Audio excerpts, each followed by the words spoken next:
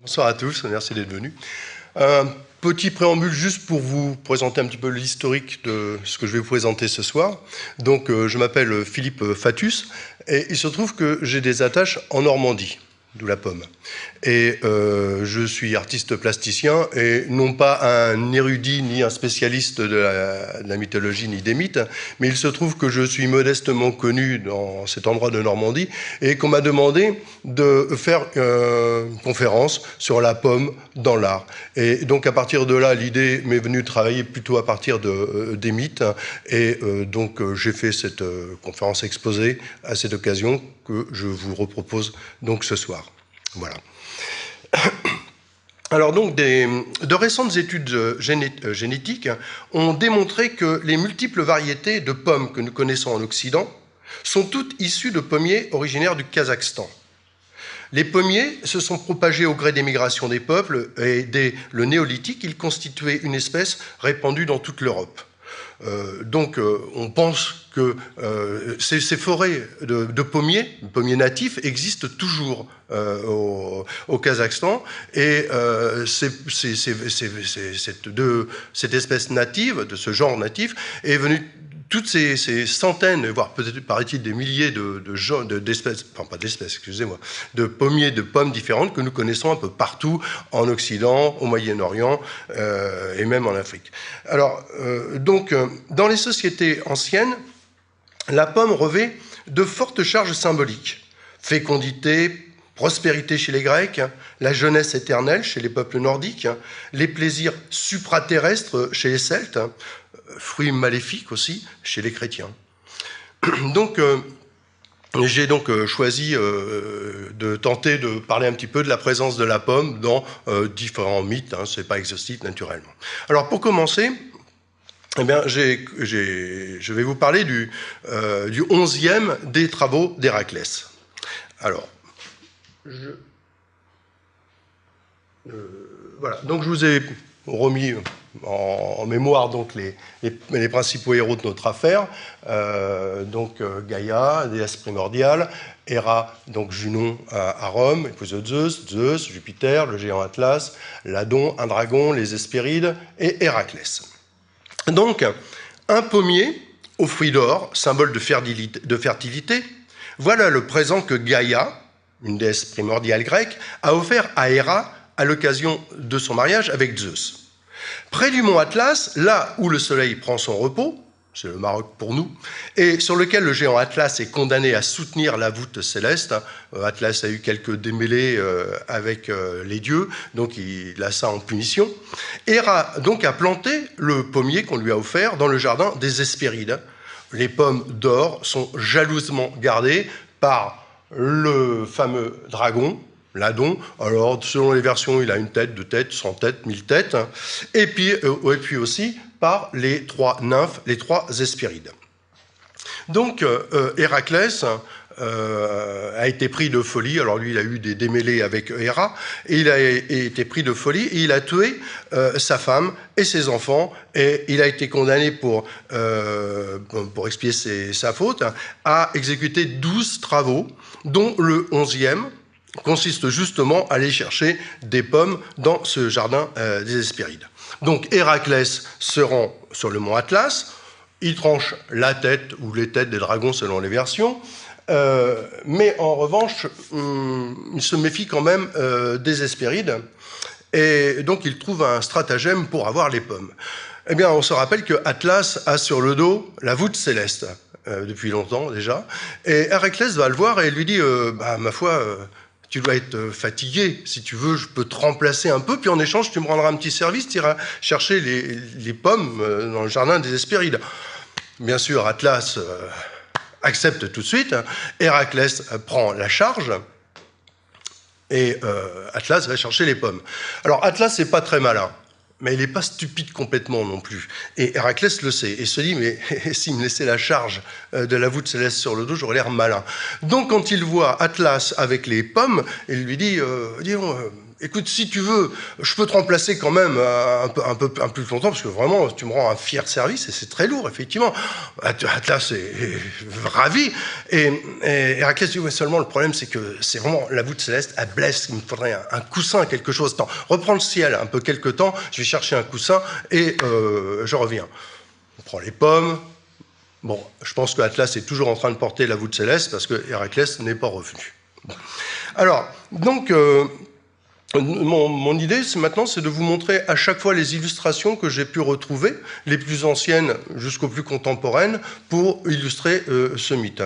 Alors, donc, parmi le plus vieux document que j'ai pu trouver, donc ici, on a affaire à un vase, hein, donc 5e siècle avant Jésus-Christ, où on voit très clairement Héraclès, on le reconnaîtra toujours naturellement à la peau du lion de Némée et à la massue qu'il a à la main. Donc on voit le dragon, on voit les pommes, et puis quant aux autres personnages, eh bien, il faut quand même pas mal les deviner. Alors ici... Dans ce bas-relief grec, à peu près la même époque, donc on voit Atlas qui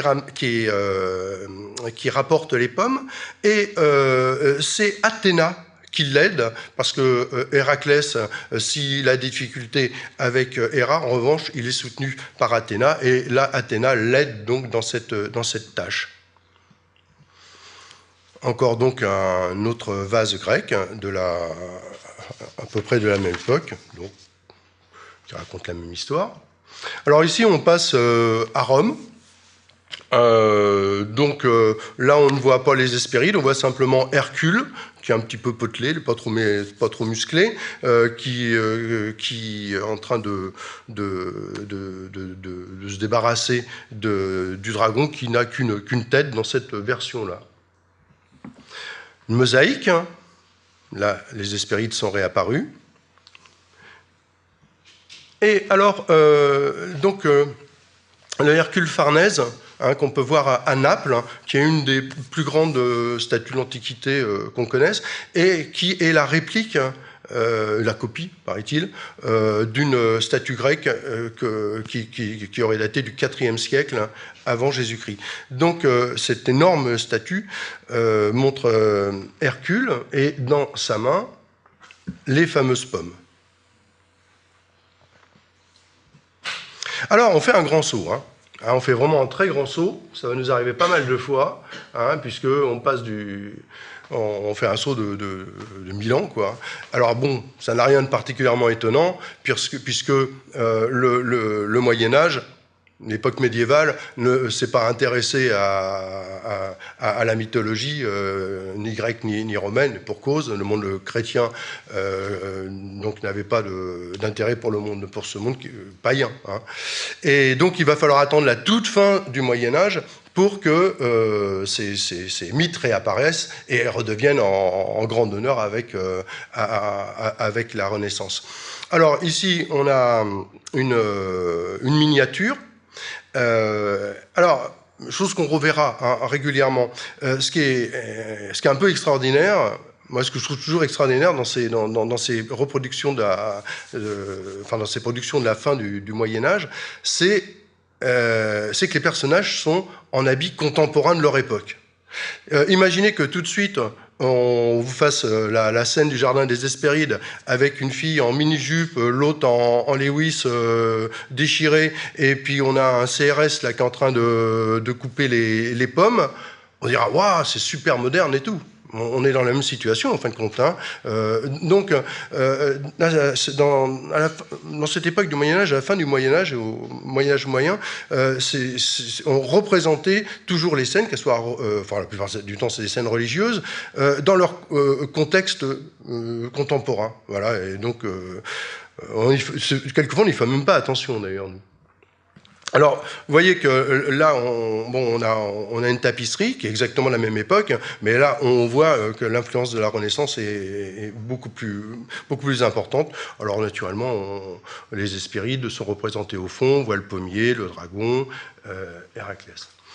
Bon, fin du XVIe siècle. Alors, cette gravure, Alors, bon, elle est assez intéressante parce qu'en fin de compte, les deux scènes sont représentées. On voit simultanément Héraclès ou Hercule qui s'occupe du dragon, et en même temps Atlas qui cueille les pommes. Alors moi, je me demande qui est-ce qui tient le ciel pendant ce temps-là. Alors là, dans cette gravure, dans cette gravure, il y a une chose un petit peu étonnante, c'est quand même pas très courant. Hercule a posé sa massue et il se sert d'un arc. Bon. Par contre, il y a bien le pommier hein, sur la droite, et il y a bien tout, il n'y a pas d'Hespéride en revanche. Alors, grand saut dans le temps, grand saut dans le temps. Ça ne veut pas dire que ça n'a pas été traité du tout, mais le siècle des Lumières ne s'intéresse pas trop à ce genre de sujet. Le romantisme du 19e non plus. Alors, il va falloir attendre vraiment la toute fin du 19e pour qu'on se réintéresse à ce genre de sujet. Et là, donc on a Frederick Leighton qui est vraiment typique de l'époque victorienne, avec cette peinture un peu lascive, largement, enfin avec un érotisme quand même assez prégnant. Hein. Bon, en revanche, il n'est pas question là d'Hercule, on voit simplement le pommier, le dragon qui est un serpent, avec toutes les connotations qu'il peut y avoir, et nos trois Hespérides. Pareil, hein, le XXe siècle ne s'est pas trop intéressé à ce sujet. Là, un timbre-poste de Monaco. Alors, en revanche, donc c'est des sujets qui reviennent très à la mode à la fin du XXe siècle, par la bande dessinée, par tout ce qui est fantasy, etc. Donc tout ce qui est dragon, héros, tout ça revient à la mode, et dans toute une imagerie de fantasy, le sujet va réapparaître. Voilà. Donc maintenant, on va passer au jugement de Paris, où il est encore question de pommes. Donc, à l'occasion des... Voilà. Je vais vous mettre aussi les héros de l'affaire. Il y a du monde. Voilà, à l'occasion des noces de Pélée et de la belle nymphe Thétis, tous les dieux ont été invités. Tous, sauf une exactement, Eris. Eris n'a pas été invitée, c'est la déesse de la discorde. Voilà, c'est la déesse de la discorde. Évidemment, il était plus prudent de la tenir à l'écart de ce genre de festivités. Mais en revanche, Eris est au courant de l'affaire et elle veut se venger. Donc elle vient discrètement au milieu de l'assemblée et jette une pomme d'or sur laquelle est écrit « à la plus belle ». Évidemment que toutes ces déesses, on ne va pas dire ces dames, se jettent sur la pomme.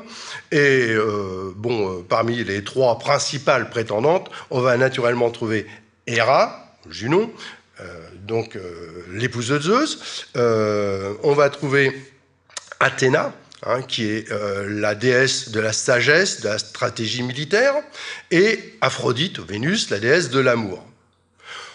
Ces trois déesses se battent pour la pomme, et Héra dit, bon, stop, on va demander à mon époux, Zeus, de donner son avis. Bon, Zeus a déjà souvent des histoires avec son épouse, il ne tient pas à en avoir une de plus, ni même avec les autres déesses, et dit, oh là là, non. Vous allez plutôt aller demander à Paris, qui est vraiment un spécialiste, on se demande pourquoi d'ailleurs, c'est le fils du roi de Troie, allez lui demander son avis, il vous les partagera. Donc, les trois déesses partent en compagnie d'Hermès, le messager des dieux, et se rendent auprès de Paris, pour des raisons un peu compliquées, qui est en train de garder des moutons. Et bien sûr, nos trois déesses vont essayer d'influencer le juge. Alors,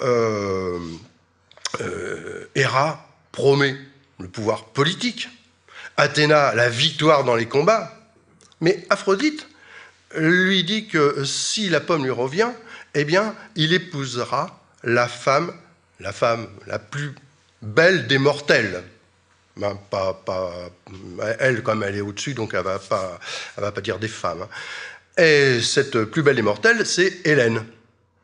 Hélas, la belle Hélène est déjà mariée à Ménélas, le roi de Sparte, qui n'apprécie guère qu'on lui enlève son épouse, et qui décide, avec l'aide des héros grecs, ainsi que de Héra et d'Athéna, de récupérer son bien là où on l'avait emmené, c'est-à-dire à Troie. On connaît la suite, le siège de la ville, le cheval de Troie, les massacres, les destructions de la cité. Toutefois, nous sommes bien obligés de reconnaître la supériorité des anciens, qui au moins avaient des motifs sérieux pour se faire la guerre. Détruire une cité pour récupérer une jolie femme, bon, ça a dû cacher au moins. Si on leur avait dit que 25 siècles plus tard, c'est-à-dire aujourd'hui, les hommes manqueraient d'imagination au point d'invoquer des prétextes religieux pour se massacrer, ils n'en auraient pas cru leurs oreilles, et quant aux dieux, ils auraient été pris non pas d'un rire homérique, mais à mon avis d'un fou rire homérique. Alors, pour illustrer cette affaire, donc, on retourne donc dans la Grèce du IVe siècle avant Jésus-Christ. Donc, c'est un bronze, je crois que c'est l'envers d'un miroir. Et alors, toute la scène est représentée absolument avec tous ces personnages. Alors, ça peut être c'est un peu confus de loin, mais on a nos trois déesses, on a Hermès et Paris. Alors, un vase, à peu près de la même époque. Voilà, donc là, c'est clair. Alors, en revanche, bon, j'ai essayé dans tous mes documents qu'il y ait une présence de pommes. Alors là, bon, peut-être que la pomme est sous le pied d'Hermès. Bon, on va dire ça comme ça pour qu'on puisse présenter le document. Une mosaïque romaine. Et ce qui est assez étonnant, c'est que en fin de compte, c'est vraiment exactement la copie. Pourtant, c'est pas un gros plan, hein, parce que bon, c'est encadré, mais ça a été vraiment copié à l'époque, hein, trait pour trait. Bah oui, on fait encore un grand saut, un grand saut dans le temps, pour les mêmes raisons que tout à l'heure. Et puis, même commentaire, hein, on a nos trois déesses qui sont habillées en princesse ou en reine médiévale. Quant à Paris et Hermès, bon voilà, ils sont... C'est exactement la même remarque que ce qu'on a pu faire tout à l'heure, que celle qu'on a pu faire. Alors, document de la même époque, mais où là, en revanche, c'est bizarre parce qu'il est vraiment très... Je me demande si la date est vraiment bonne, parce que 1430, c'est bon, je sais bien que ça vient d'Italie, mais là, on a vraiment une impression de renaissance, quoi, dans les vêtements, dans la facture et tout. Je ne suis pas très sûr que la date soit juste. Alors là, bon, là, toujours pas 1450. Alors, encore une fois, une enluminure. Et alors, l'intérêt, indépendamment de ce que je vous ai dit tout à l'heure sur les costumes, c'est que nos trois déesses sont nues. Et ça, c'est vraiment quelque chose de nouveau. Parce que dans toute la représentation médiévale, c'est pas que le nu était interdit, mais il était réservé uniquement à Adam et Ève. Et c'est tout, c'était les seules représentations de nu qui étaient autorisées. Et là, c'est toute fin du Moyen-Âge, on est juste à la fin de la guerre de 100 ans, donc c'est les premières fois que des femmes ou des hommes nus apparaissent et non pas en représentation de la Genèse. Botticelli. Alors évidemment, 1485, quand on est en Italie ou quand on est à Paris, il y a quand même des décalages. Là, c'est clairement renaissant. Mais encore une fois, vous voyez, les costumes, il a cherché à faire des costumes qui aient un aspect un peu antique. Mais en revanche, le paysage derrière est parfaitement contemporain de son époque. Le bateau qui est échoué, imaginez un pétrolier contemporain pour nous. Et quant aux monuments, ils sont parfaitement reconnaissables. C'est vraiment des monuments contemporains de cette époque-là. Raphaël, alors qui donne une pomme à chacun, bon, j'ai un petit peu triché parce qu'en vérité, je pense que c'est plutôt les trois grâces, hein, mais le tableau est tellement beau, et puis bon, elles ont chacun une pomme, voilà. Ah, par contre... voilà, donc une gravure d'après Raphaël, bon, alors qui est très chargée. Là, il n'y a pas un détail du mythe qui a été oublié. Cranach, l'Ancien, Là, bon, encore donc des femmes représentées nues. En vérité, il y a une sorte de petit voile dessus. Et alors, cette façon si extraordinaire qu'a Cranach de représenter le corps humain, surtout le corps féminin, qui est vraiment très, très curieuse. Mais encore une fois, on est dans une situation, imaginez un peintre tout de suite qui vous fait 3 femmes nues avec un CRS, un garde mobile, derrière un char d'assaut et puis la défense derrière. Ben voilà, c'est ça, on est exactement dans cette situation-là à l'époque. Rubens fait ce tableau en 1636 et juste avant de mourir, donc 3 ans plus tard, donc fait cette version. Hermès a un air un peu rigolard, là.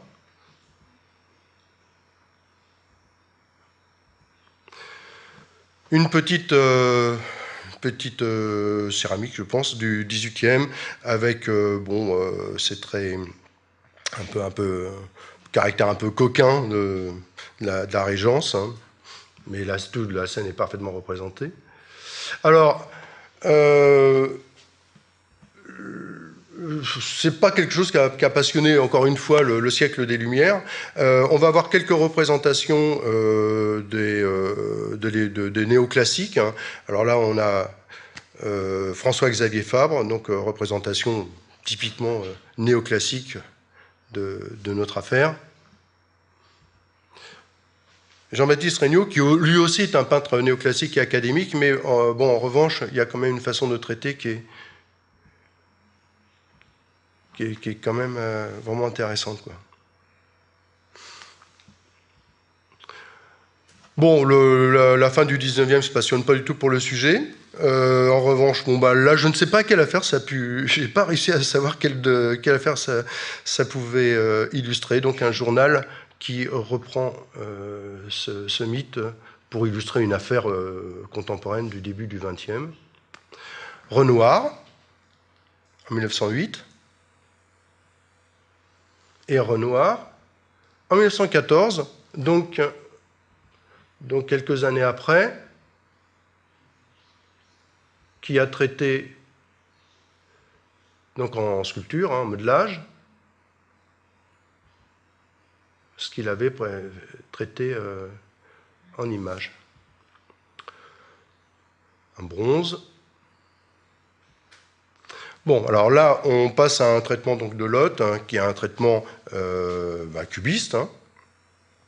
Et donc là aussi, il y a des choses assez curieuses dans le sens où Paris s'est représenté dans une espèce d'habit plus ou moins antique, mais en revanche, derrière, c'est un paysage contemporain de 1912. Salvador Dali. Bon. Qui a fait de très belles choses, et d'autres moins bonnes. Alors, Robert Combas, donc, qui est un peintre vraiment contemporain de la nouvelle figuration, hein. Voilà la façon dont il traite les choses, côté un peu entre le street art, la bande dessinée, enfin c'est une chose de très moderne, mais enfin tout y est, hein. Bon, je suis désolé, et moi. Bon, alors je passe en dernier parce que chronologiquement, voilà. Donc c'est une série que j'ai fait sur les mythes, hein. Et comme je travaillais sur des mécaniques en même temps, bon, je me suis permis de me servir du tableau de Botticelli et de remplacer les 3 déesses par des moteurs. Bon, alors un dernier mythe de l'Antiquité où il est question de pommes, c'est le mythe d'Atalante et d'Hippomène. Alors, le père d'Atalante avait décidé qu'il était temps pour sa fille de se marier. Alors, Atalante est une jeune fille qui adore la nature. Elle adore courir dans la nature et elle adore courir très vite. Et d'ailleurs, elle court vraiment très vite. Et en tous les cas, elle aime la nature, mais elle n'a pas du tout envie de se marier. Mais son père pense qu'elle est en âge de se marier. Et donc lui dit voilà, qu'il faut qu'elle se marie. Mais cette dernière n'est pas du tout du même avis, elle refuse de prendre un époux, et elle doit céder à la volonté de son père, mais elle a une idée. Elle donne une condition. Elle dit, ben voilà, je vais épouser celui qui me battra à la course à pied. Bon, le père dit, bah oui, si tu veux. Mais en revanche, ceux qui ne me battent pas, je les percerai de mon javelot. Bon, on avait les distractions qu'on pouvait à l'époque, le père accepte. Bon, le premier prétendant se présente, hein, la course débute, et Atalante n'a aucun mal à le rattraper, à le percer de son javelot. Bon, un deuxième se présente, un troisième, un quatrième, et ils finissent tous de la même façon. Puis, un jour vient Hippomène. Bon, celui-là, on a retenu son nom. Mais Hippomène, il est protégé par Aphrodite. Et Aphrodite lui a donné 3 pommes d'or. Donc, on reprend la même situation. Donc, Hippomène part en courant. Atalante le laisse partir, naturellement. Elle est sûre d'elle. Mais, bien sûr, Hippomène laisse tomber une pomme. Atalante s'arrête, la regarde, la prend, reprend sa course. Mais il y a une deuxième, il y en a une troisième. Mince. Hippomène a passé la ligne d'arrivée, il faut bien se marier avec lui. Ben non, c'est pas triste, parce qu'en fait, ils s'entendent très bien, ils s'entendent parfaitement bien. Ils s'entendent si bien, d'ailleurs, qu'ils sont pris de furie amoureuse, et ils ne peuvent pas se retenir de faire l'amour sans cesse, si bien qu'un jour, ils sont près du temple de Cybèle, ils se précipitent dedans, mais Cybèle les surprend et les transforme en lions et en lionnes, et ces lions et lionnes devront tirer son char, voilà la punition. Alors, je n'ai pas trouvé d'illustration de l'Antiquité. Alors, ça ne veut pas dire qu'il n'en existe pas, mais moi, j'en ai pas trouvé. Les premières que j'ai trouvées, donc, encore une fois, ce sont des enluminures de la fin du Moyen-Âge. Voilà. Gravure, 17e.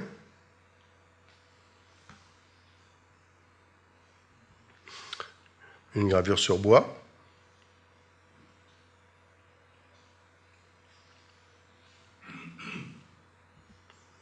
Alors, donc, Guido Reni, donc, qui est un peintre extraordinaire, vraiment extraordinaire, pas des plus connus. C'est d'ailleurs le tableau qui sert pour présenter la prestation de ce soir. Ouais, alors c'est vraiment quelqu'un qui, bon, vous connaissez certainement, mais moi je trouve extraordinaire. Et là, ce tableau est vraiment particulièrement magnifique.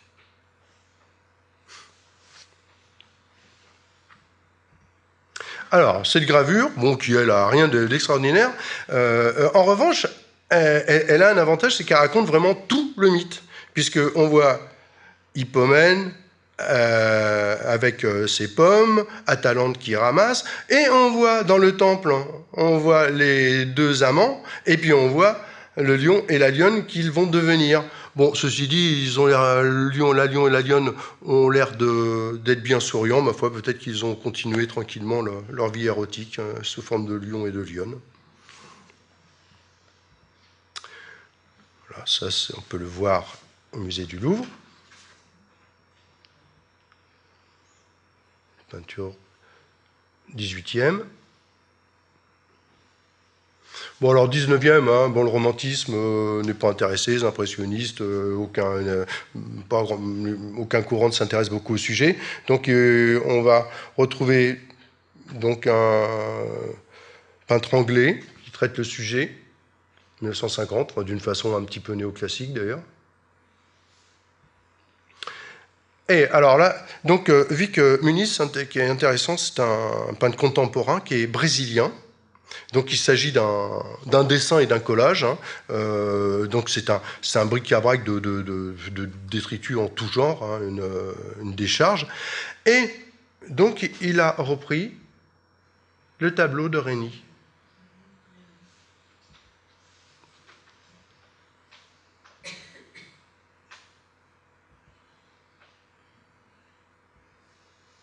Voilà. Voilà, donc on va quitter la Grèce antique. Et maintenant, on va s'intéresser un petit peu aux mythologies nordiques, celtiques, gauloises, avec Idun, l'île d'Avalon et Epona. Qu'est-ce que j'ai mis après? Voilà. Donc, j'ai présenté les trois mythes. Alors, Idun est une déesse majeure de la mythologie scandinave. Elle est l'épouse de Bragi, le dieu de la poésie. Et en islandais, le nom de Idun signifie celle qui peut faire rajeunir, celle qui renouvelle. Alors, Idun peut réaliser ce prodige grâce à des pommes merveilleuses qu'elle conserve dans un coffre. Celui qui en mange rajeunit. Alors, il faut savoir un détail, c'est que les dieux normands étaient mortels et vieillissaient. Et quand ils sentaient leur force décroître, eh bien, ils allaient voir Idun, manger quelques pommes et repartaient pour de nouvelles aventures. Voilà. Wagner s'est inspiré d'Idun pour créer le personnage de la déesse Freyja dans le ring des Nibelungen. Voilà, alors, donc, bien que ce mythe soit vraiment plus que millénaire, on n'en trouve aucune représentation graphique. Les seuls qu'on va retrouver, c'est pas un hasard non plus, c'est vers la moitié du, comme tous ces mythes, les mythes nordiques, celtiques, germaniques, c'est vers la moitié du 19e siècle. On va remettre en culture, à l'honneur toutes ces cultures médiévales par c'est une branche du romantisme qui va en être responsable. Alors, donc, je vais vous parler tout de suite du deuxième sujet, l'île d'Avalon, parce que j'ai peu de documents dessus à vous montrer. Alors, l'île d'Avalon, la légende arthurienne nous est connue par des récits qui datent du début du XIIe siècle. Mais on peut penser qu'ils sont consécutifs à des traditions orales dont l'origine semble difficilement repérable. Ces textes racontent la résistance des peuples celtes de Bretagne aux invasions germaniques des 5e au 6e siècle. Selon ces textes, après sa dernière bataille, le roi Arthur fut emmené en l'île d'Avalon, où vivait la fée Morgane. Et selon les versions, soit il y mourut, soit il s'y réfugia avant de reprendre le combat. Mais c'est en ce lieu que Excalibur, la fameuse épée du roi, aurait été forgée. Alors, le rapport avec la pomme quand même. Eh bien, Avalon, ou Afal, veut dire pomme, ou pommier dans les langues celtiques. Avalon est donc l'île des pommiers, ce qui signifie une île prospère et fertile. La même racine du mot se retrouve dans la plupart des langues européennes, non latines. Apple en anglais, Apple en allemand, Apple en hollandais, Apple en luxembourgeois, Apple en danois, Apple en suédois, Apple en finnois et Epli en islandais. Je ne sais pas si je prononce bien, mais voilà. Alors, donc dans ce cas encore, on ne trouve pas de représentation du mythe avant le milieu du 19e siècle. Et le troisième, donc, que j'ai trouvé, c'est Epona. Epona, qui est une déesse mère gauloise, qui est la déesse des chevaux, mais elle est représentée toujours à cheval, c'est clair, mais quelquefois avec une pomme dans la main, sans qu'on sache exactement pourquoi. Sûrement encore, ça doit être un symbole de fécondité, certainement. Alors voilà, donc pour le premier document, donc on se retrouve au Danemark avec un peintre, c'est une facture néoclassique, romantique, bien typique du 19e, bien sage, donc qui présente Idun avec ses pommes et son époux, le dieu de la poésie. Toujours au Danemark, donc encore une fois une statue très néoclassique qui représente la déesse. Là donc je sais pas trop ce que ça. On dirait c'est une illustration. Qu'est-ce que ça peut? Est-ce que c'est une aquarelle? Je sais pas exactement. Donc c'est un peu chromo quand même. Donc qui représente le mythe. Est-ce que c'était une illustration sur un livre d'enfant? Je sais pas. Mais enfin bon, tout le mythe est représenté comme on le connaît. Alors intéressant, au début du XXe siècle, le mythe va intéresser des dessinateurs art nouveau. Et donc, on va voir quand même de choses assez jolies. Voilà, en particulier Arthur Rackham, donc, qui est un graphiste anglais. Et bon, c'est vraiment très, très, très art nouveau. Très, très élégant. Hein, c'est station de métro, quoi. C'est ancienne. Une Bauer.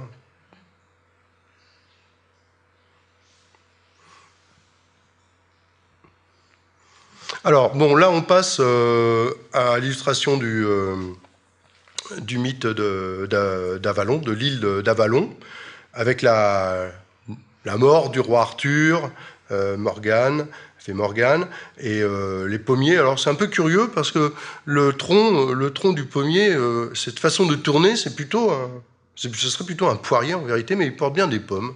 Voilà, bon, c'est pas un tableau extraordinaire, mais enfin, il représente le mythe et il y en a tellement peu que je vous l'ai présenté. Une cidrerie bretonne qui a commandé récemment des vitraux, et en particulier une représentation de ce mythe. Et puis, quant à notre fameuse Épona, eh bien, bon, bah, c'est la seule représentation que j'en ai trouvée où il paraît que c'est vraiment une pomme. Hein, d'après les spécialistes, c'est vraiment une pomme. Donc, elle est sur son cheval avec cette pomme. C'est la seule illustration que j'en ai trouvée, en tous les cas. Voilà, alors maintenant, on va passer naturellement à Guillaume Tell. C'était incontournable. Avec, donc je vous ai mis les héros et les principaux points. Alors, donc, Guillaume Tell. C'est au XVIe siècle qu'apparurent les premiers récits mettant en scène Guillaume Tell, le héros d'événements qui auraient eu lieu au XIVe siècle, époque où la Confédération helvétique était sous le joug du Saint-Empire germanique et aspirait à s'y soustraire.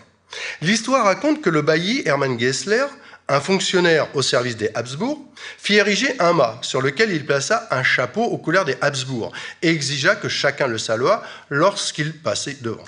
Guillaume Tell, un archer, refusa de se soumettre à l'humiliation et se vit condamné à tirer un carreau d'arbalète, une flèche d'arbalète, sur une pomme posée sur la tête de son fils. La pomme fut percée et le fils sauvé. Mais de ce jour, Guillaume tenait en réserve un autre carreau qu'il finit par planter dans le cœur du bailli. Voilà. Donc ce mythe se développe au moment où la Confédération a besoin d'unir son peuple pour réussir à accéder enfin à l'indépendance. Hein, donc c'est souvent, bon, les mythes ont toujours pratiquement toujours une raison d'être politique. D'ailleurs, les mythes ont souvent surtout les mythes antiques d'ailleurs, ont plein de versions différentes, hein, tout simplement parce qu'ils se transforment au cours du temps et au cours des lieux géographiques où ils peuvent être racontés, et on va les adapter à une situation politique nouvelle, et c'est pour ça que très souvent ils peuvent différer. Donc les versions des contes, d'ailleurs, des mythes que je vous ai racontés tout à l'heure, sont des versions, parce qu'on peut en trouver des bien différentes. Hein.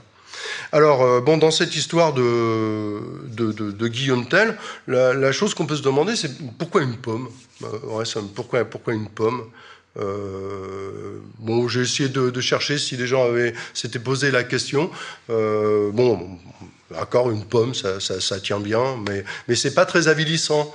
Hein, puisque là, il était question quand même d'avilir cet archer. On aurait pu penser qu'on ait mis un légume souterrain, je sais pas quoi, une betterave. Enfin bon, voilà, donc c'est une pomme en tous les cas.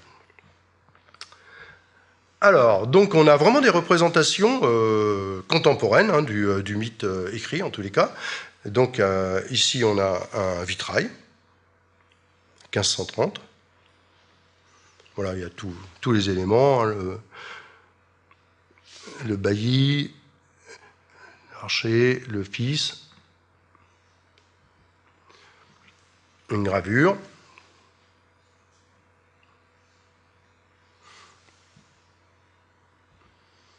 Alors ici, c'est un fourreau un fourreau de couteau. Alors j'ai fait un gros plan.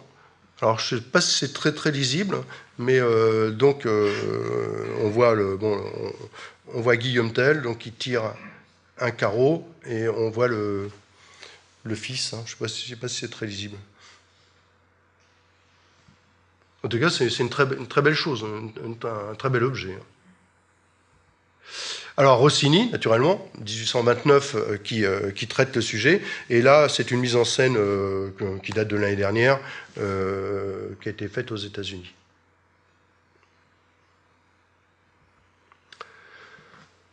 Une peinture murale, une fresque qui est quelque part en Suisse. Bon, j'ai pas pu me retenir de vous le mettre. Bon, la pomme, bien sûr, a été remplacée par une citrouille, je ne sais pas trop pourquoi. Et donc on voit que c'est un muscle qui continue à intéresser, puisque une bande dessinée donc, de David Boller, donc, qui est contemporain, continue à traiter le sujet. Bien, maintenant nous allons passer donc à la Bible, et on va commencer par le Cantique des Cantiques. Alors, lors de cet exercice qui nous est à tous familier et qui consiste à lire régulièrement l'Ancien Testament en hébreu et sa traduction en grec, la Septante, ainsi que celle en latin, la Vulgate, sans oublier les bonnes traductions en français, nous sommes obligés de constater qu'il y ait fort peu question de pommes. Les seuls versets où ce fruit est évoqué sont dans les Proverbes, je vous cite, « Comme des pommes d'or sur des ciselures d'argent, ainsi est une parole dite à propos. » Dans Joël, « La vigne est confuse, le figuier languissant, le grenadier, le palmier, le pommier, tous les arbres des champs sont flétris, la joie a cessé parmi les fils de l'homme. » Alors c'est surtout dans le Cantique des Cantiques, ce merveilleux poème qui au sein de la Bible constitue une sorte de havre de paix dans un monde tumultueux, on va dire, et dans lequel nous pouvons lire « Comme un pommier au milieu des arbres de la forêt, tel est mon bien-aimé parmi les jeunes hommes. J'ai désiré m'asseoir à son ombre, et son fruit est doux à mon palais. » Ailleurs, toujours dans le Cantique des Cantiques, « Soutenez-moi avec des gâteaux de raisin, fortifiez-moi avec des pommes, car je suis malade d'amour. Je me dis, je monterai sur le palmier, j'en saisirai les rameaux, que tes seins soient comme les grappes de la vigne, le parfum de ton souffle, celui des pommes. Enfin, qui est celle qui monte du désert appuyée sur son bien-aimé? Je l'ai réveillée sous le pommier. Là, ta mère t'a enfanté, c'est là qu'elle t'a enfanté, qu'elle t'a donné le jour. » Voilà. Dans l'Ancien Testament, les fruits symboliques de fertilité et de prospérité sont le grenadier, le figuier, la vigne. La pomme n'est jamais mentionnée, très peu, si ce n'est dans les versets cités ci-dessus, et il est remarquable que la pomme retrouve son symbolisme dans le Cantique des Cantiques, ce livre dont la présence au sein de l'ensemble reste un peu énigmatique. Alors, le Cantique des Cantiques a été illustré par Chagall, qui a fait de très belles choses, mais franchement, je n'ai pas trouvé quelque chose qui ressemblait à un pommier, à des pommes, à moins de vous faire passer un arbre rouge avec des ronds bleus pour un pommier. Donc j'ai préféré en rester au texte que je vous ai cité, qui me semble déjà être assez beau en soi. Alors maintenant, évidemment, les héros. Maintenant, place aux incontournables héros de la pomme, Adam et Ève. Comme chacun sait, les deux pilleurs de vergers furent chassés du paradis terrestre pour avoir mangé une pomme, ce que leur avait formellement interdit le propriétaire des lieux. Mais hélas, ni pomme, ni pommier dans le jardin d'Éden. On y parle seulement d'arbres et de fruits. Depuis l'Antiquité, les exégètes de la Bible se sont penchés sur cette question primordiale qui consiste à savoir à quelle espèce pouvait bien appartenir ce fameux fruit défendu.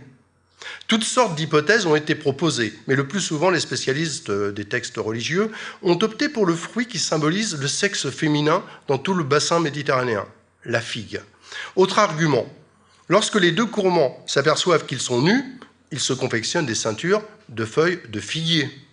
Bon, on pourra objecter que c'est plus facile à faire avec des feuilles de figuier qu'avec des pommes de pommier, mais enfin, bon. Alors, pourquoi donc, à la fin du Moyen-Âge, ce fruit devient-il définitivement une pomme? Alors, l'hypothèse la plus probable, c'est une erreur de traduction de la Vulgate, c'est-à-dire la version latine de la Bible. En effet, en latin, les mots qui désignent le mal, le contraire du bien, le mal et la pomme sont très proches. Et donc, on pense qu'il s'agirait d'une erreur de traduction qui fait que peu à peu, eh bien, la pomme ait pris le dessus dans ce récit. Alors, donc, une erreur de traduction serait donc à l'origine de la production d'une quantité innombrable de textes et d'œuvres d'art, parmi lesquels de très nombreux chefs-d'œuvre. Bon, ceci dit, raisonnablement, on peut penser que si on avait préféré une figue, une poire, ou voire même une banane, on aurait eu autant de chefs-d'œuvre. Hein.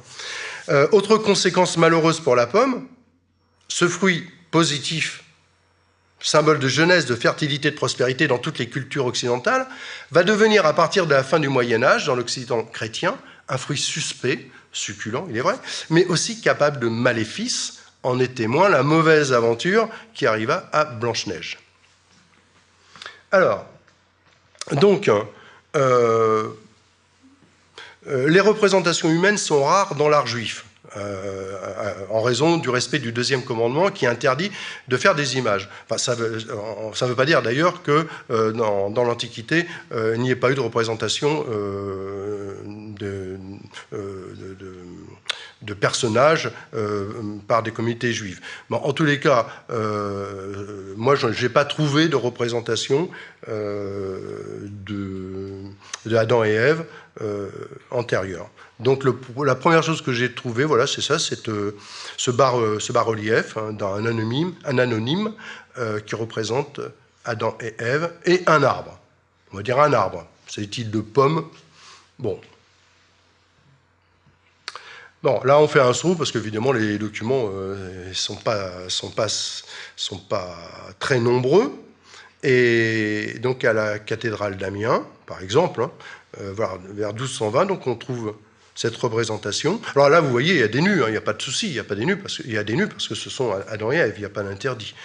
Alors quant aux fruits, on ne peut pas trop savoir ce que c'est. Là, ici, une très jolie sculpture bas-relief. Donc c'est quand même clair et net que là, les fruits, c'est des figues, quoi. Hein, que l'arbre, c'est un figuier. Alors il devait quand même hésiter un peu parce qu'il a représenté des pommiers sur la gauche. Elle dit des fois que. Alors ici, à Arles, donc fin du XIIe siècle, pas très évident de dire ce que c'est. Hein. Bon, à Paris, au moins, c'est clair. On opte pour des pommes dès le XIIe siècle. Alors, cette sculpture d'Autun est vraiment, moi je la trouve vraiment extraordinaire, quoi. Cette représentation d'Ève, on a l'impression qu'elle nage. Il y a vraiment un côté, bon, c'est un peu surréaliste. Bon, c'est un peu. Je trouve que c'est vraiment tout à fait bizarre et très beau en même temps. En tous les cas, elle cueille bel et bien une pomme.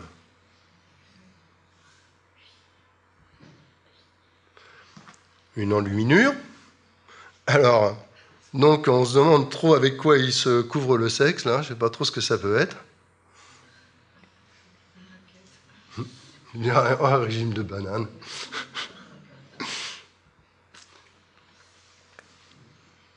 Toujours représentation toute fin du Moyen-Âge. Alors, Dürer, donc un dessin de Dürer, très beau dessin, hein, très naturel, très naturaliste, vraiment moi, je trouve ça splendide, quoi. Et sans souci de cacher les sexes, voilà. Bon, et puis en plus, il a mis une pomme à chacun. Voilà. Et quelques années plus tard, il a fait cette gravure. Alors, ça, je pense que c'était destiné à un usage plus ou moins privé. En revanche, une gravure, c'était destiné à être diffusé. Alors là, évidemment, eh bien, les sexes sont cachés, on n'a plus qu'une seule pomme dans la main de Ève, et puis, bon, d'un dessin qui était excessivement gracieux, élégant, bon, c'est pas que ça soit laid, ça, mais on trouve quelque chose de, bon, avec la gravure, plus sculptural. Alors, maintenant, voilà, je vous ai remis le dessin, le premier dessin, je vous l'ai mis à l'envers. Et là, c'est clair et net.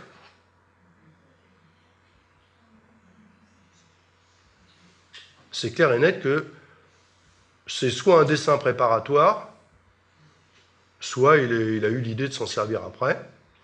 Alors, pourquoi le dessin original est à l'envers, en fin de compte? Bon, bah, la raison en est simple. Hein. Quand on fait une gravure, que ce soit de l'eau forte ou de la pointe sèche, si on reproduit son dessin tel quel, eh bien, il va sortir à l'envers. Si on veut avoir quelque chose qui soit comme le dessin originel, il faut le copier à l'envers pour qu'il sorte à l'endroit. Donc, ça prouverait bien quand même que c'est un dessin préparatoire. Alors, Jean Gossert, donc,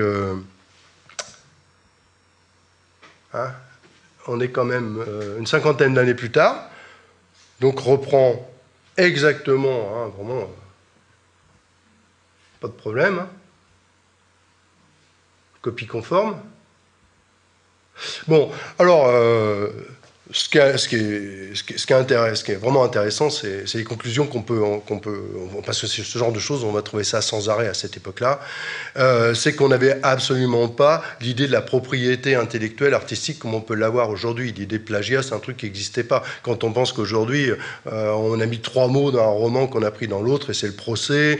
Non, à l'époque, on se servait de l'œuvre des autres, il n'y avait pas de vol, c'était une citation, c'est tout. En musique, ça s'est fait, mais alors énormément. Vivaldi, Bach, sans arrêt, ont pris des séquences des uns aux autres. En théâtre, il paraît que la compagnie de Shakespeare, quand il y avait dans une autre compagnie une scène qui passait bien, qui marchait bien, eh ben, on la copiait, on la mettait dans la pièce. La propriété intellectuelle n'existait pas du tout de la même façon qu'elle peut exister aujourd'hui. Dürer, donc, qui retraite encore le sujet. Alors, c'est deux tableaux différents, hein. C'est pas le même, enfin, c'est un diptyque. Holbein, donc, qui traite d'une façon assez étonnante, hein, avec un naturalisme assez extraordinaire.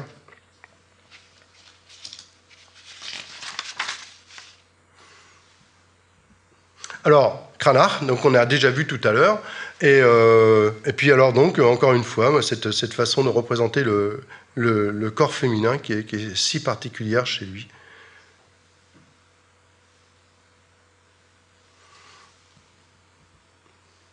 Alors, Titien, donc, peint cette scène en 1550. Donc, Titien, donc, qui est un peintre vénitien, et regardez bien, Rubens, flamand, il s'est quand même passé 78 ans. Pardon, je fais un peu vite. On ne peut pas penser que c'est le hasard, hein. Pas facile. Mais c'est pas du vol, hein, c'est simplement, il devait avoir une admiration de Rubens pour ce tableau, il a voulu ne pas le copier, mais le retraiter à sa façon. Et même en 1640, Jordaens Donc, reprend le sujet. C'est clair que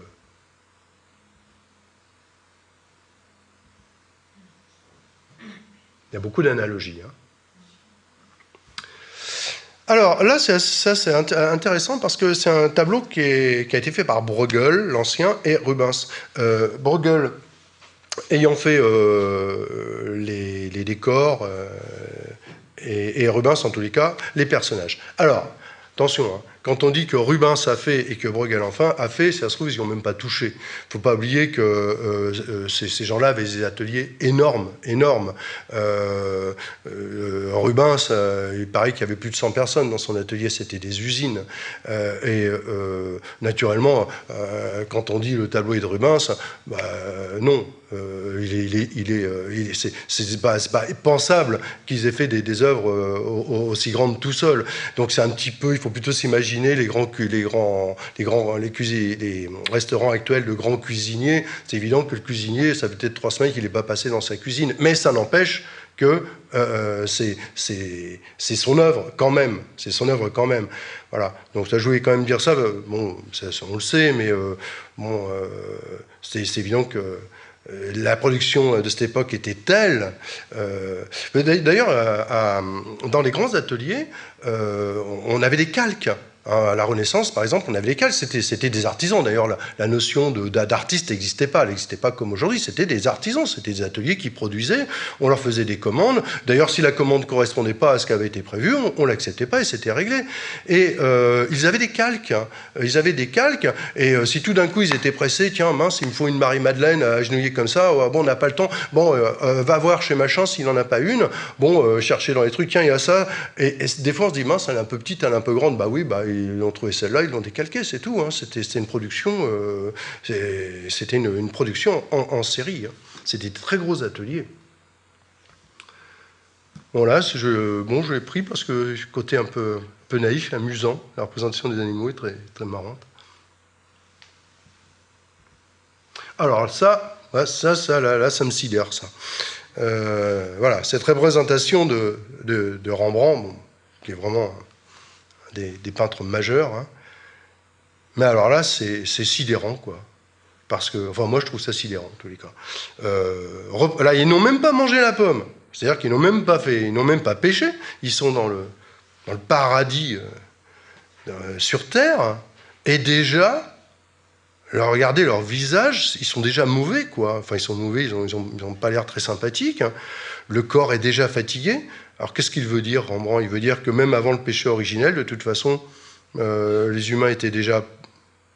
il fallait s'en méfier.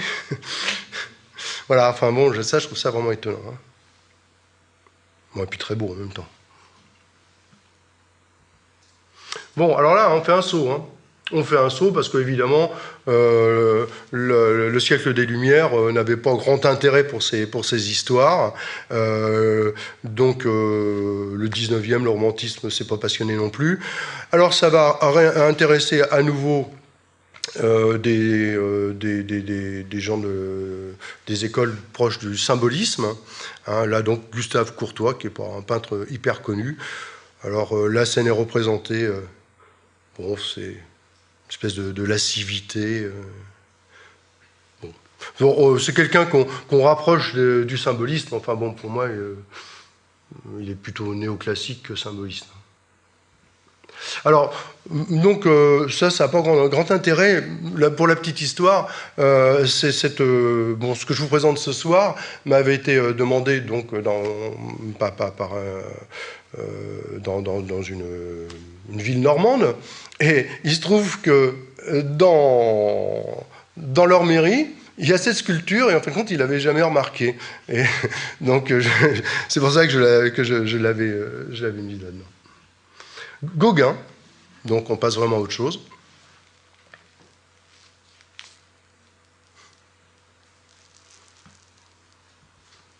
Dali, bon.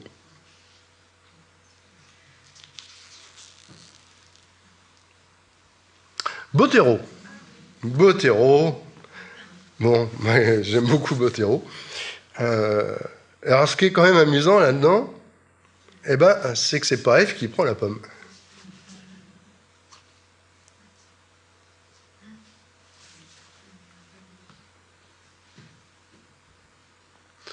Voilà, Claude Fournier, donc, c'est une vision comique, hein, c'est-à-dire que déjà super consommateur dès le paradis sur Terre, dans le jardin d'Éden. En fin de compte, ça rejoint peut-être un petit peu la vision de Rembrandt. Un vitrail, je ne vous dirai pas ni d'où il vient, ni par qui il a été fait, parce que je n'ai pas pu le trouver. Donc, en tous les cas, c'est un vitrail contemporain qui traite l'affaire. Voilà, alors là, tout à fait dans des choses assez à l'époque, à la mode encore à notre époque. Hein. On est quand même dans des visions à la limite, à mon goût, un peu vulgaires. Et ça, donc, une version quasi street art. Hein. Donc, NYSS donc, est un peintre de nouvelle figuration contemporain, street art. Donc, mais enfin, ceci dit, il traite le sujet, puis c'est plutôt pas mal, quoi. Ouais.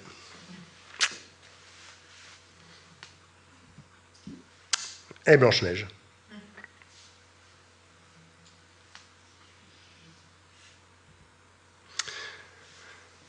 Alors, pour terminer notre petit voyage, on va passer à l'Ecclésiaste.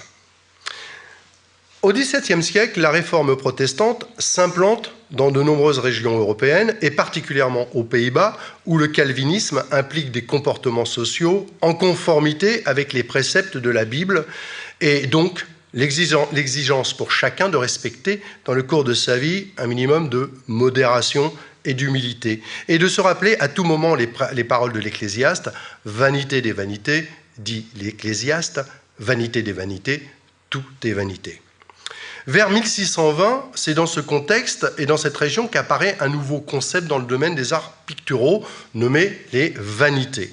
Les vanités, le plus souvent, sont des natures mortes, on va dire même presque toujours, et elles sont porteuses d'un message moraliste qui rappelle aux hommes que lors de leur passage sur Terre, ils doivent privilégier la vie spirituelle et mépriser la recherche des biens matériels, des plaisirs, des honneurs. Les natures mortes, le terme d'ailleurs apparaît exactement vers 1620 conjointement avec le terme vanité. Hein, le terme en soi nature morte, je vais l'employer, mais il n'existait pas avant, dans ce sens-là en tous les cas. Donc il apparaît à cette époque-là. Alors les natures mortes sont des tableaux qui cherchent à représenter avec un maximum de réalisme des objets inertes, que ce soit des fruits, fleurs, livres, instruments de musique. Les natures mortes existaient dans l'Antiquité, grecque, certainement, on n'en a pas de preuves matérielles, mais romaines, oui. Après, elles disparaissent complètement, ces natures mortes disparaissent dès le début du Moyen-Âge, époque où les mentalités sous la tutelle de la vision catholique du christianisme ne pouvaient concevoir les représentations du monde qu'en tant que forme allégorique ou symbolique et au service d'une représentation de la religion. Au XVe siècle, essentiellement en Flandre et en Italie, un nouveau groupe social se développe. C'est la bourgeoisie du commerce et de la finance, pour qui la vie matérielle a autant d'importance que la vie spirituelle. La Renaissance correspond à ce bouleversement des règles économiques et sociales et à l'apparition de nouvelles conceptions du monde qui conduisent à de profondes transformations dans les mentalités ainsi que dans les pratiques artistiques. Les natures mortes, dotées de lourdes charges symboliques, font leur réapparition. Soit elles constituent une apologie de la générosité de la nature, soit elles sont, le plus souvent d'ailleurs, sont porteuses d'un message moralisateur qui les apparente aux vanités avec un siècle et demi d'avance. Donc à partir du XVIIIe siècle, le siècle des Lumières, ce symbolisme s'atténuera progressivement pour s'en charger d'un nouveau symbolisme diamétralement opposé, qui est celui du culte de l'objet en soi, qui est vraiment un culte contemporain. Alors, donc ici, une fresque retrouvée à Pompéi, comme c'est souvent le cas, Pompéi Herculanum, donc qui montre une nature morte, Bon, moi je la vois simplement comme une apologie des bienfaits de la nature, de l'abondance. Il n'y a pas de jugement moral particulier. Voilà, on a l'impression que oui, on rend un hommage à la nature. Bon. Alors il y a des pommes. Hein. Alors, évidemment, grand saut. Hein, Moyen-Âge, bon, vraiment trouver une nature morte au Moyen-Âge, c'est pas concevable. Là, à cette toute fin du Moyen-Âge, donc, ça serait la première nature morte, vraiment une des toutes premières natures mortes. Alors, encore une fois, hein, le terme n'existant pas à l'époque, hein, mais un tableau qui représente des objets, simplement des objets.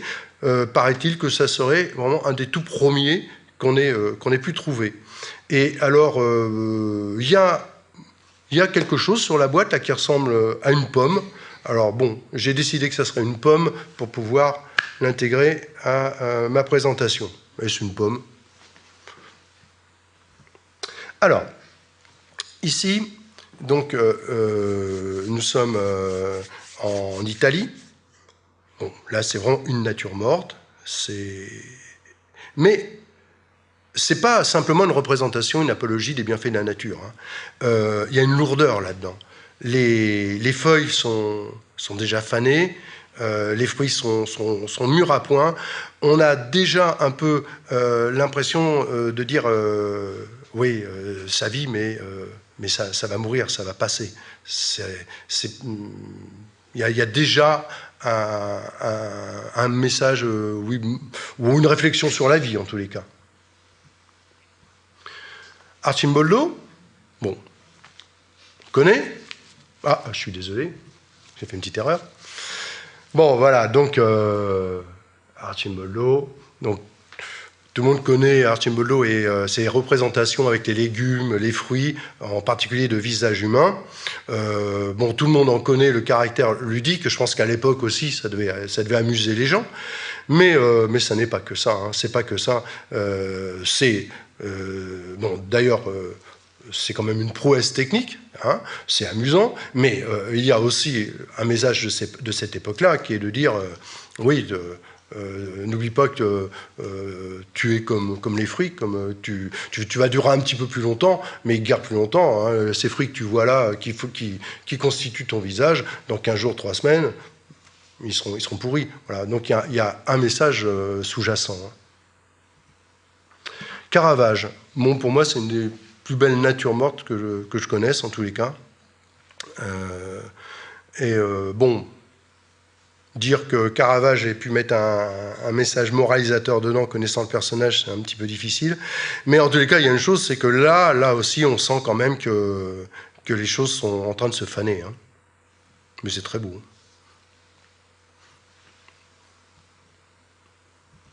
Bon, là, au moins, ça c'est clair. Clara Peters, donc, qui est une femme peintre, hein, ce qui est quand même femme peintre professionnelle et très reconnue à son époque. Hein, c'est quand même pas si courant que ça. Et là, bon, là c'est clair, là le tableau est clairement moralisateur. On est en 1596 en Flandre, c'est pas par hasard. Là, il y a l'abondance de la nature, mais il y a l'économie de l'écureuil. Pas de commentaire à faire, c'est clair, c'est net. Là apparaissent les singes. Les singes, dans toute cette période, représentent la vanité humaine. Chaque fois qu'on voit un singe, c'est clair, pour l'époque, c'est la bêtise, c'est la vanité des hommes. Et alors là, qu'est-ce qu'on voit? On voit la nature qui est abondante, qui est généreuse, et on voit ces imbéciles de singes qui sont en train de tout gaspiller, de tout dilapider.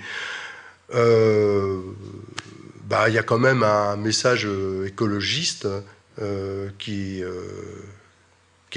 ressemble beaucoup à certains messages qu'on donne actuellement. Hein, cette humanité qui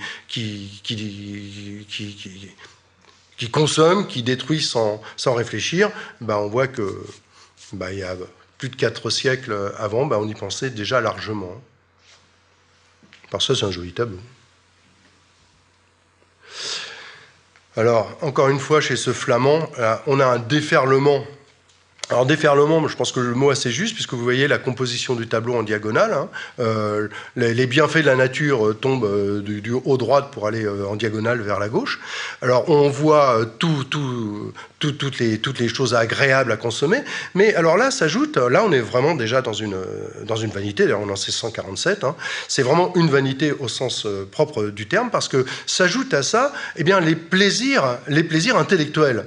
C'est-à-dire la musique, la littérature, le théâtre, bon, on n'est pas forcément représenté là, tout ça, ça fait partie aussi des vanités. Le fait d'aimer la musique, le fait, dans cette morale-là, ça fait partie de choses contestables. En plus, dans les deux autres angles de la diagonale, on met un perroquet et un chien de salon qui a été taillé qui a été bien entretenu. Comme le singe représente la vanité à l'époque, le perroquet représente la richesse. Avoir un perroquet à cette époque-là, c'est vraiment faire montre c'est avoir une Ferrari, quoi, c'est clair, c'est vraiment se placer là. Donc on a tous les symboles de la vanité, et au milieu, on a ce petit singe qui est en train de se baffrer. Alors ici, on a vraiment une vanité au sens propre, dans le sens où il y a la tête de mort. Alors, une vanité, il y a toujours une tête de mort. Bon, le symbole, il n'y a pas besoin de vous l'expliquer, il est très clair. Alors, donc, je voulais quand même vous montrer une vraie vanité avec tête de mort. Et bon, il y a un truc qui ressemble à une pomme, mais franchement, allez, je pense que c'est un encrier qui est renversé. Je ne sais pas si vous voyez. Vous voyez la flûte à bec, sur le côté du pavillon de la flûte à bec, juste au-dessus, il y a un truc rond. Bon, j'ai regardé à la loupe, tout ça. Je ne sais pas trop ce que c'est, on va dire que c'est une pomme, comme ça je peux placer le tableau. Parce que, eh bien, des vanités, j'en ai vu beaucoup. J'ai vu beaucoup de musées, je suis allé sur Internet, j'ai fouillé énormément. Ben moi, je n'ai pas trouvé une vanité avec tête de mort où il y a une pomme. Alors peut-être que j'ai mal cherché, si quelqu'un en trouve, il me dira, je n'ai pas trouvé une vanité avec une pomme. Alors je ne sais pas la raison, alors que dans les natures mortes, même celles qui ont un caractère de vanité où il n'y a pas la tête de mort, des pommes, il y en a vraiment à foison, quoi. Alors là, Chardin, bon, on a fait un petit saut de 100 ans. Ben évidemment, là, c'est le siècle des Lumières, siècle de la philosophie, un siècle beaucoup plus matérialiste. Et là, dans cette nature morte, c'est clair et net, il n'y a pas de message moralisateur ni religieux. Là, on s'intéresse à l'objet en soi. Bon, on est vraiment au XVIIIe siècle. L'objet en soi, pour sa forme, pour sa couleur, pour la lumière. Et alors, c'est extraordinaire comme ce tableau de Chardin, quand même, est prémonitoire des tableaux qui vont être faits plus de 130 ans plus tard par les impressionnistes en particulier. Alors, là, on est aux États-Unis avec un peintre que moi je ne connais pas, qui s'appelle Rubens Spiel. Et alors là, c'est assez amusant, mais pas non plus étonnant, de retrouver une nature morte qui se retrouve avec tout le symbolisme, avec le fruit qui pourrit, avec toujours ce message de brièveté de la vie. Eh bien, on est aux États-Unis dans un monde qui est très très rigoriste et religieux, et donc les peintres, la peinture américaine en particulier, a un grand rôle social et moralisateur. Et en fin de compte, ce Rubens Spiel donc reprend plus de 3 siècles en arrière sur ces façons de voir le monde. Alors, ce qui est assez amusant, peut-être que c'est moi qui divague, mais je trouve qu'il y a quand même pas mal d'analogies, même si c'est inversé, entre le tableau de Caravage et celui de Peale. Bon, on dira peut-être le génie en moins. Alors, donc, les natures mortes vont vraiment énormément intéresser les impressionnistes. tous ont peint énormément de scènes d'intérieur, d'intérieur petits bourgeois, de toutes ces scénettes qui donnent une impression de vie chaleureuse, confortable, paisible.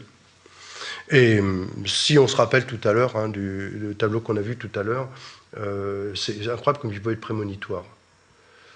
Monet, dans une nature morte bien sage pour lui. Sisley, bon là vraiment c'est un intérêt pour les lumières. Courbet, qui a peint énormément de pommes. Celles-ci sont vraiment traitées d'une façon très, très naturaliste. Encore Courbet, tableau un peu bizarre. Alors Cézanne. Bon, là on est dans un point de rupture, puisque Cézanne donc va vraiment prémonitoire, on ne peut même pas dire prémonitoire, il ouvre la porte à l'art cubiste, puisque sa géométrisation des formes, la façon dont il va cerner tous les objets pour en garder la géométrie, c'est vraiment quelque chose qui amène le cubisme. Même si souvent Cézanne a été lié aux impressionnistes, on est quand même dans une dimension différente. 1950, façon de voir de Magnelli, nature morte à la pomme. Picasso, donc dans quelque chose de très géométrique et très décoratif, 1962.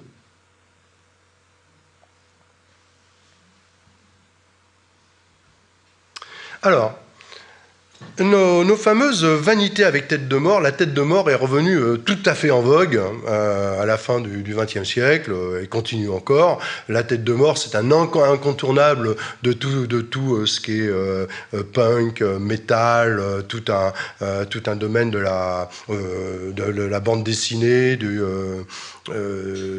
film fantastique, de la fantasy, tout ça. Donc c'est quelque chose qui est devenu très à la mode et des photographes se sont pas mal amusés à essayer de faire des tableaux qui ressemblent à des vanités anciennes. Alors là, celui-ci qui est pas particulièrement bien réussi, mais ce qui est amusant, c'est ça. C'est qu'en fin de compte, Cézanne a fait cette nature morte en 98, et là qui est bien une vanité, il a mis un crâne. Mais bon, moi, je ne vois pas de pomme. Moi, je ne vois pas de pomme. En revanche, notre photographe, lui, nous a mis une pomme. Bon, Cézanne, c'est peut-être un peu mieux quand même. Bon, je suis désolé. Voilà, en tous les cas, encore une fois, dans cette vanité, vraie vanité à tête de mort, ben, pas de pomme. Bon, on termine par Magritte, je suis désolé, ça n'a rien à voir avec notre sujet des mythes, mais c'était pas possible de vous parler des pommes sans au moins vous montrer un tableau de Magritte. Voilà, je vous remercie.